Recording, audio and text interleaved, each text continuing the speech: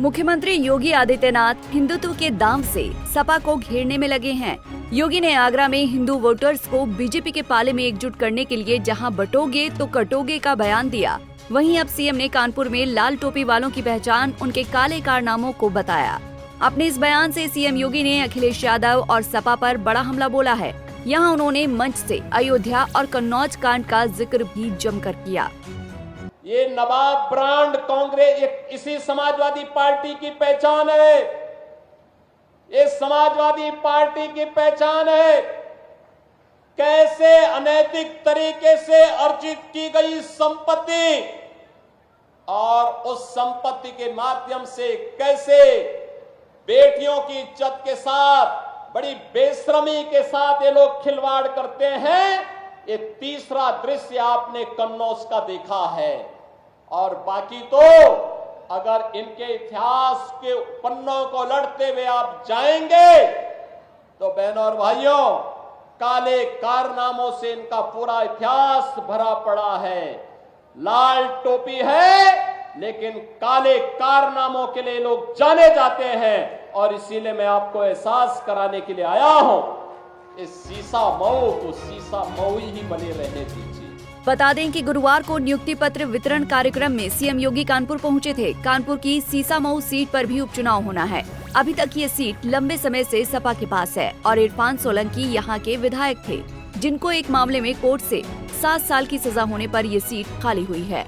ऐसे में बीजेपी की नजर सीसा मऊ सीट को उपचुनाव में जीतने पर लगी है। इसीलिए यहाँ सीएम योगी अपने भाषण में कानपुर की इमली का जिक्र करना नहीं भूले। उन्होंने सपा कांग्रेस पर भ्रष्टाचार का आरोप लगाते हुए जमकर हमला बोला।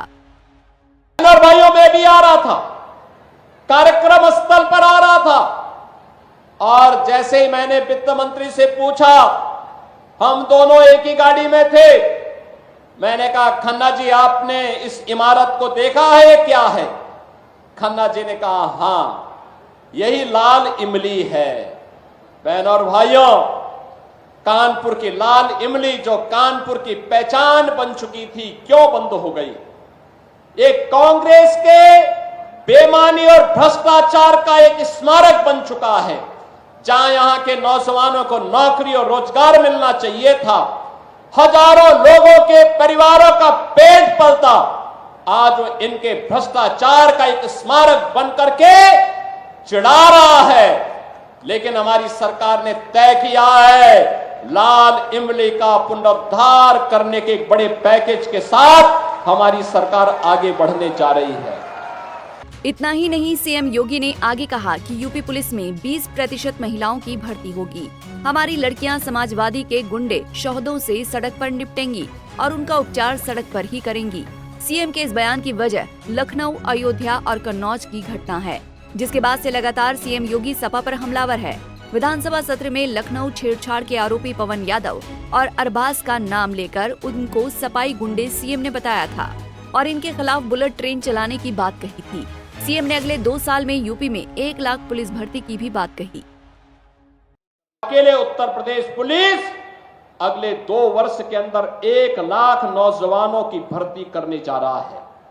और बहनों और भाइयों, यही नहीं, इसमें से 20% हम केवल और केवल बेटियों को भर्ती करने जा रहे हैं। बेटियों की भर्ती होगी 20%।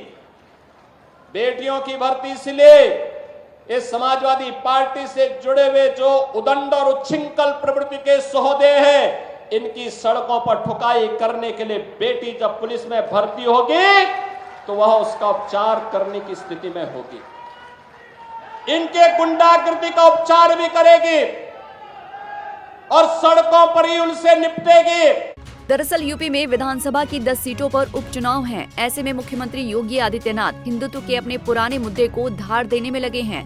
हाल ही में योगी ने आगरा में हिंदू वोटर्स को बीजेपी के पाले में एकजुट करने के लिए बटोगे तो कटोगे का बयान दिया था, जिस पर विपक्ष ने बीजेपी को घेरते हुए उसकी घोर निंदा की थी। लेकिन सीएम योगी अपने इस अंदाज को बरकरार रखे हुए हैं। सीएम ने आगरा, अलीगढ़ के बाद कानपुर में अपने इसी अंदाज को आगे बढ़ाते हुए अखिलेश यादव और सपा को लेकर बड़ा बयान दिया है।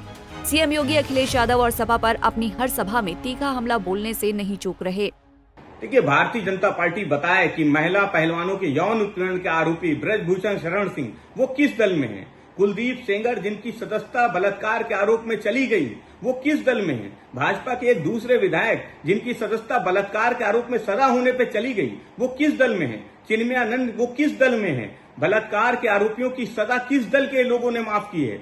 और किसानों पे गाड़ी चढ़ाने वाले वो किस दल में हैं? बीएचयू के आरोपी वो किस दल में हैं? समाजवादी पार्टी पे आरोप लगा देने से भारतीय जनता पार्टी के ना पाप छुप जाएंगे, ना जन विरोधी काम छुप पाएंगे। लाल टोपी संघर्ष की निशानी है, लाल टोपी समाजवादियों की निशानी है। लखनऊ, अयोध्या और कन्नौज का जिक्र करके लाल टोपी यानी सपा वालों की पहचान उनके काले कारनामों को बता रहे हैं। लेकिन इस सब के बावजूद बड़ा सवाल ये है कि क्या हिंदुत्व के इस दांव से सपा के पीडीए को उपचुनाव में बीजेपी हरा पाएगी? क्योंकि आम चुनाव में सपा के पीडीए वाले अपने दांव से बीजेपी को यूपी में बड़ी पटखनी दी है। अयोध्या, इलाहाबाद और चित्रकूट की सीटें भी बीजेपी से छिन गई हैं, जिसका मलाल योगी और भाजपा नेताओं के बयानों में साफ झलकता है। Bureau report, Punjab Kesari TV. हमसे जुड़े रहने के लिए हमारे YouTube चैनल को सब्सक्राइब करें और नई वीडियो की नोटिफिकेशन के लिए बेल आइकॉन को दबाएं।